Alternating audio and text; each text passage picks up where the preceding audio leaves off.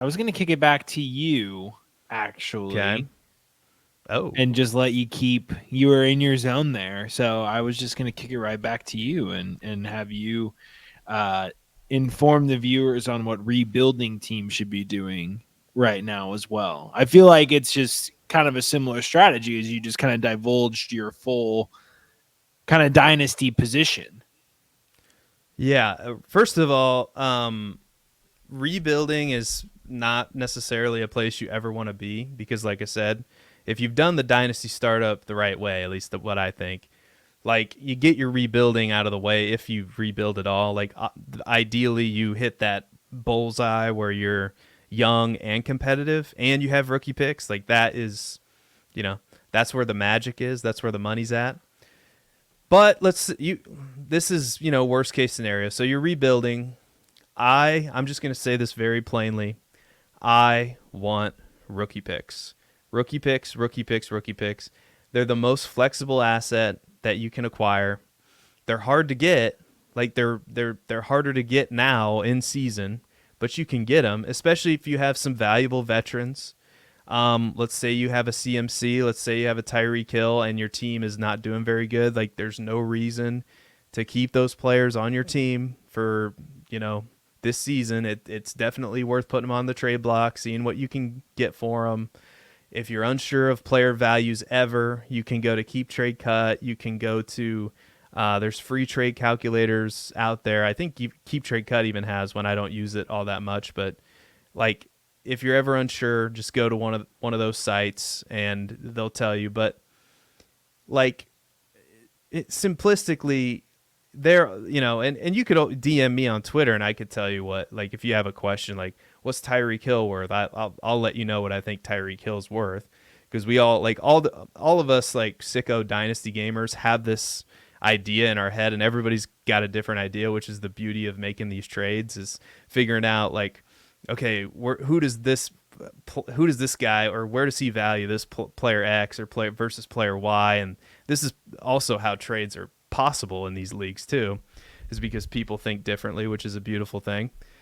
But yeah, I want rookie picks. I'm willing to not like just completely sell everybody for thirds and fourths. Like I want valuable rookie picks in return. Like, but I will say if I'm rebuilding, I'm willing to take like 90 cents on the dollar, 80 cents on the dollar to get some of these veterans off my team, because they're doing me no good. Like I have veterans that people don't necessarily want, and they're not helping me win. So the best thing that I can do is get those players off my team, exchange them for rookie picks, younger players.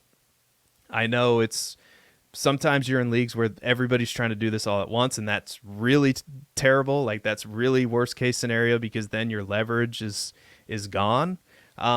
But hopefully, you're rebuilding and only a few other people are rebuilding, which is common, and you can kind of go to the top 3 or 4 players in the league, and you can shoot them a DM and say, hey, do you have any interest in any of these players? They're all for sale. You could even do the cheat sheet menu if you're pretty confident on what you think you should be able to get for said player. And yeah, who knows, like maybe you can get a deal done just like that. And like I'll kick it right back to you. Like what are you doing for if you're a rebuilding team? Because like I don't want to be rebuilding for very long, I'll tell you that too right now. So like if I can get rookie picks packaged with younger players that I think are just having a bad year, or their values down because they're not being used, like maybe an Adonai Mitchell, maybe a Xavier Worthy type player, like Yeah, those are exactly. the players I'm going after as well.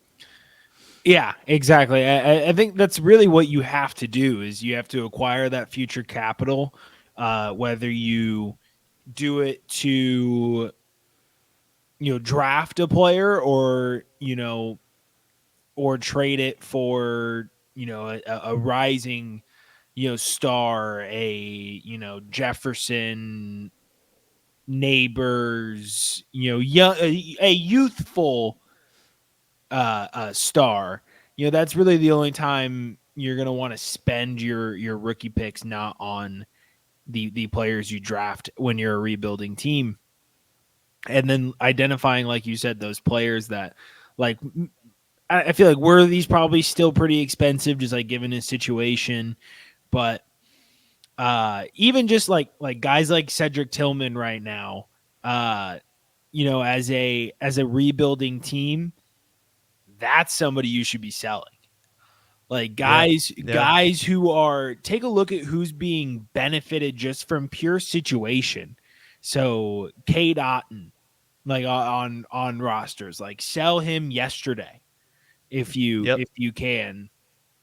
It's like Mike rebuilding, Evans is coming back. Like Mike Evans will right? be back and after the bye. So yeah. So like with guys like Cedric Tillman, anybody who's like I don't know, Elijah Moore, I guess, for like deep leagues.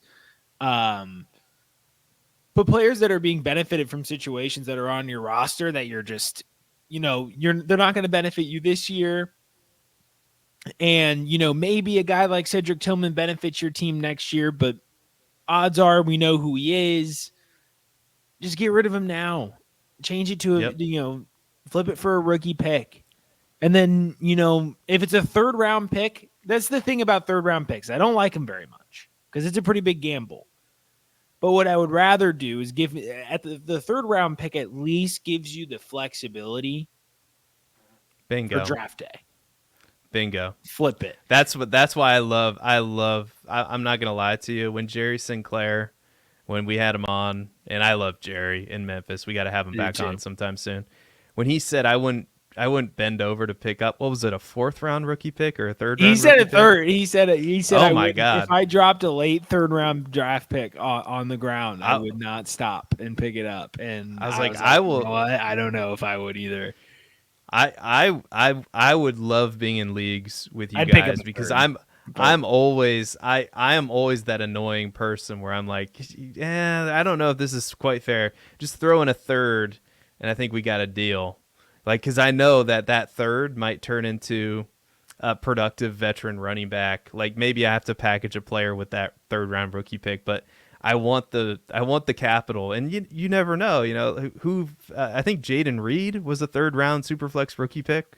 Like, and look at yeah, Jaden Reed now, and I think Jaden Reed's one of the, and we talked about it so on another episode, so go check that out. But Jaden Reed, like now that third round rookie pick, what could you get a 2025 first plus something for Jaden Reed now? His value's through the roof, and I would definitely be open to selling him if you're in leagues with me. But like yeah. these are how things work. Like this is why you should never say no to that, that third round rookie pick, and always be looking to get a little bit extra on top. Like, be that annoying guy in those negotiations. Like, I don't know, like give me like I need that third round rookie pick. Like, people who have played with me in leagues know like I consistently have like 2 or 3 seconds, 3 or 4 thirds.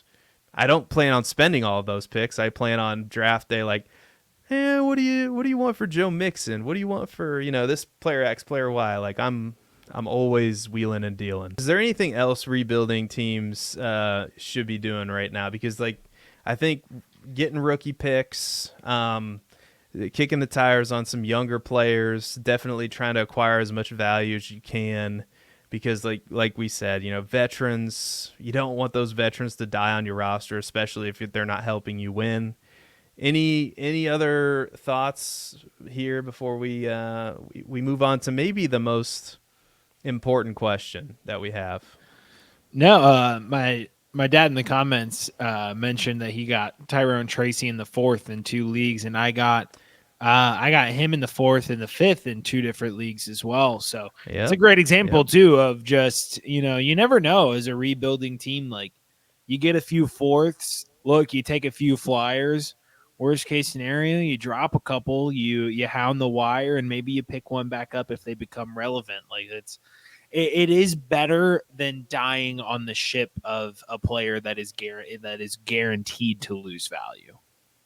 Yep. And I think something maybe we should mention, like, how do you get to a point like if you think, let's just say Debo's worth a first plus a player, and you're only getting a second plus a couple, like Debo is not helping you. Debo's injured Like if you're a rebuilding team, like Debo's injured all the time. Like a player like Debo Samuel, I couldn't get him off my rebuilding team fast enough. Like I just couldn't do it. Yeah. He's also a player that is highly dependent on his athleticism. So when that go like his yards after the catch ability, like he's Yep. super athletic, don't get me wrong, but like when that goes, That goes. Yep. he's gonna be like, some sucker team will probably trade for him or sign him as a free agent, like the Carolina Panthers. But like when that when that goes, he's not gonna be very effective anymore. So again, like it just comes back to that point. Like if you're a rebuilding team, these 28, 29, 30-year-old wide receivers, running backs, like you got to get draft capital for them, and you got to get younger players and start gaining back that value.